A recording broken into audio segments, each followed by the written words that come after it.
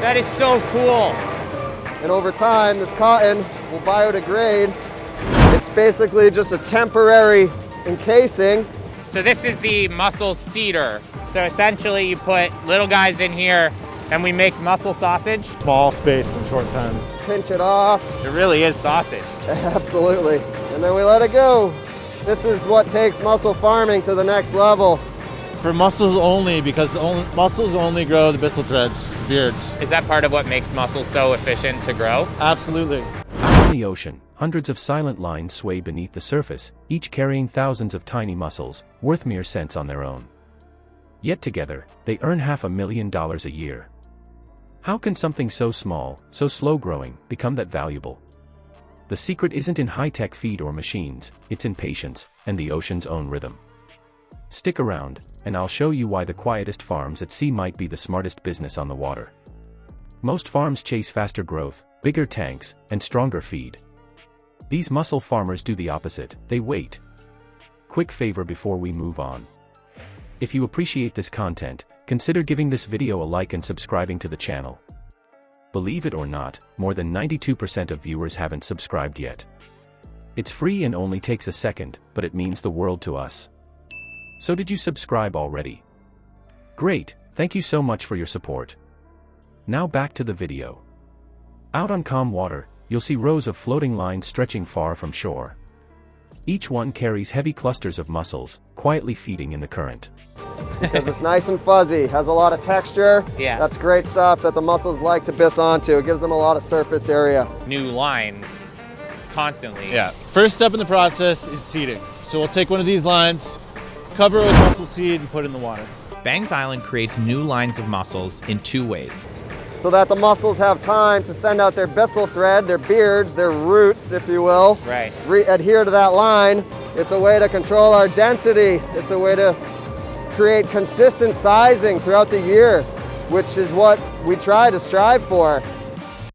There's no feed dropped in, no pumps humming in the background. The ocean itself does the work. The setup looks simple, but every drop of seawater passing those shells becomes food and fuel.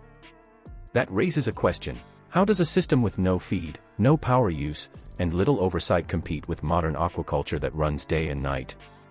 The answer sits in biology. Mussels feed by filtering plankton as the tide moves. They don't take more than the sea gives, and in return, they turn that natural flow into solid, marketable meat. Because the ocean never stops moving, the food supply never truly shuts off. Operating costs stay lean. No fuel bills, no mechanical feeding systems, no wasted energy. The key expense is time, but it buys consistency. Growth is slower, yes, but steady enough to plan around. Nothing spikes, nothing crashes. A farm built on patience ends up running more predictably than one built on speed. Take a single line of mussels suspended below a float. Over its life, it filters millions of gallons of seawater. The shells grow thick, the ropes grow heavy, and the water gets cleaner. Cotton biodegrades away, and the mussels take its place. Would you use this for other shellfish as well? All right, so this is the moment we've been waiting for. We're gonna pull some mussels out of the water. Yes, we are. So we're taking our slide right now off the boat. We're gonna set it up between the raft and the boat. So you can sort of see the difference here, like big mussel, little mussel. These ones are too small. These will go back in the water. Right, so this mussel will go back in. Then we'll load on our cotton sock, which is why this is referred to as a socking machine. This will encompass the mussels around the line. That same line earns money while improving the conditions that support the next crop. It's a living filter, and it pays for itself every tide. Compare that to high-input systems that depend on constant feeding or chemical balance. Those setups run at the mercy of feed prices or disease. Here, nature keeps the balance, and profit comes from letting it happen.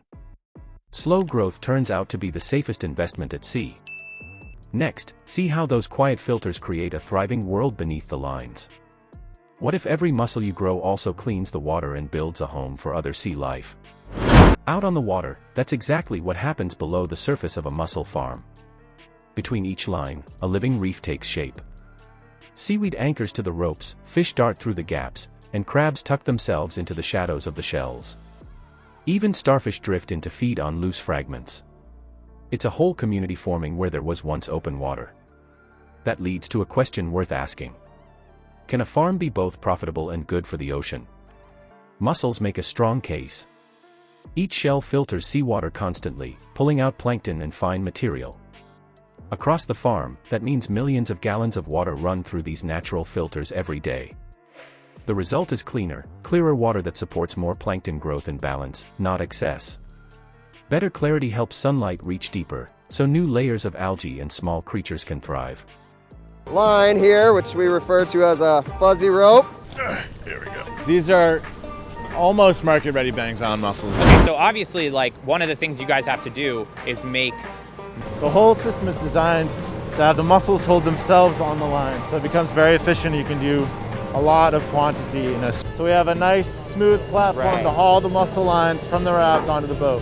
So the first step is clip the hauling line to the mussel line so you don't lose the line, and then you untie it from the raft and let it all fall. It's hauled up just like that. That cycle builds long-term value. The improved water quality makes the next batch of mussels more robust and boosts nearby wild stocks too. It's an invisible benefit that strengthens every part of the coastal economy. Buyers notice it as well. Food that restores the water instead of draining it stands out in a crowded market. That reputation becomes part of the product's worth. At scale, the numbers tell the story. 200,000 mussels working together deliver the same filtering power as large mechanical systems that run non-stop, and they do it without a power switch or fuel. From that natural work comes $500,000 in revenue against $320,000 in costs. Sustainability here isn't a bonus feature, it's part of the profit engine. Each one of these ropes is full of mussels. Okay. So let's take a peek. Oh yeah. That's awesome! Yeah, they're kind of heavy. This is almost exactly what we want to see. We want to see a lot of mussels that are the same size and big. This is our ideal mussel size for bangs-on mussels. And the cedar that we've already seen. Absolutely, and it'll grow to be harvested another day. So what else is going on the rope? Each mussel line is like its own little ecosystem. So these have been hanging out in the water. These have been growing for 2 years or over 2 years. Next, we'll see how that slow, steady rhythm turns patience into the most valuable investment. The real capital in mussel farming isn't equipment or speed. It's time. Every tide that passes through those lines adds quiet value the same way interest grows in a patient account. The farmers aren't forcing the ocean, they're partnering with it. If you fish, or work any natural cycle, take that same idea with you. Patience isn't lost time, it's smart timing. The sea runs on its own clock, and profit comes from understanding its rhythm. Wait long enough, stay steady through each season, and those silent ropes below the surface start turning their weight into gold.